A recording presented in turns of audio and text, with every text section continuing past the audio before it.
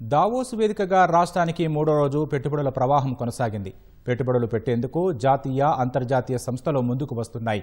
దావోస్లో ముఖ్యమంత్రి బృందంతో సమావేశమైన పలు కంపెనీల ప్రతినిధులు ఈ మేరకు ఎంఓయూలు చేసుకుంటున్నారు. భారత్ ఫ్యూచర్ సిటీలో 5,000 కోట్లతో ఏఐ డేటా సెంటర్ ఏర్పాటుకు యూపీసీ వరల్డ్ సంస్థ అవగాహన ఒప్పందం చేసుకుంది. ఈ సందర్భంగా తెలంగాణ ప్రాధాన్యతలను ముఖ్యమంత్రి రేవంత్ రెడ్డి వివరించారు. దావోస్లో ముఖ్యమంత్రి రేవంత్ రెడ్డి బృందం పర్యటన కొనసాగుతోంది.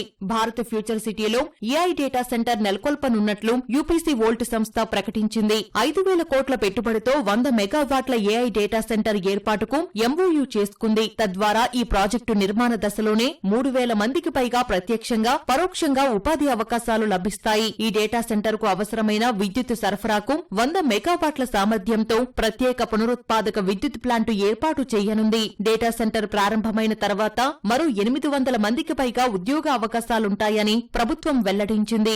తెలంగాణలో పరిశ్రమలు, పెట్టుబడులకు అనుకూలమైన పరిస్థితులు, ప్రభుత్వ పాలసీలను వరల్డ్ ఎకనామిక్ ఫోరం వేదికగా ప్రపంచానికి వివరించాలనుకుంటున్నట్లు ముఖ్యమంత్రి రేవంత్ రెడ్డి పేర్కొన్నారు. ఇందుకు హైదరాబాద్లో ఫాలో అప్ సదస్సు నిర్వహించాలని ప్రపంచ ఆర్థిక ఫోరం WEF ప్రతినిధులను కోరారు. దావోస్లోని తెలంగాణ పెవిలియన్లో ముఖ్యమంత్రి WEF managing director Jeremy Jurgens, C4IR network coordination head Manju జార్జిలతో సమావేశమయ్యారు. ప్రతి ఏడాది జులైలో హైదరాబాద్లో world economic forum follow up సమావేశం నిర్వహించాలని ప్రతిపాదించారు. ఏటా జనవరిలో దావోస్ సదస్సులో జరిగిన చర్చలు, తీసుకున్న నిర్ణయాల పురోగతి సమీక్షించుకునేందుకు ఫాలో అప్ సమావేశం ఉపయోగపడుతుందని సూచించారు. ఈ విషయంలో వివిధ దేశాల నుంచి ప్రతిపాదనలు వస్తున్నాయని, అతి త్వరలో నిర్ణయం తీసుకుంటామని జెరెమీ జర్గెన్స్ తెలిపారు. చైనాలో ప్రతి ఏడాది సమ్మర్ దావోస్ జరుగుతోందని, సౌదీ అరేబియా కూడా ఆసక్తి ప్రదర్శిస్తోందని చెప్పారు. తెలంగాణ రైజింగ్ 2047 విజన్ $3 ట్రిలియన్ ఆర్థిక వ్యవస్థగా తీర్చిదిద్దే రోడ్ మ్యాప్ లక్ష్యాలను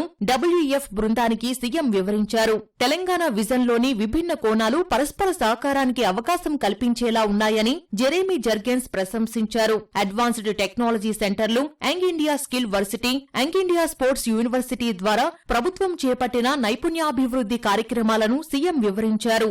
దావోస్ వేదికగా స్నైడర్ ఎలక్ట్రిక్ సంస్థ 623 కోట్ల పెట్టుబడికి ముందుకొచ్చింది. శంషాబాద్, గాగిళ్లపూర్లోని యూనిట్లు విస్తరించేందుకు స్నైడర్ నిర్ణయించింది. ఈ మేరకు దావోస్ వేదికగా సీఎం రేవంత్ రెడ్డితో Schneider company CEO Deepak Sharma సమావేశమై అవగాహన ఒప్పందం కుదుర్చుకున్నారు.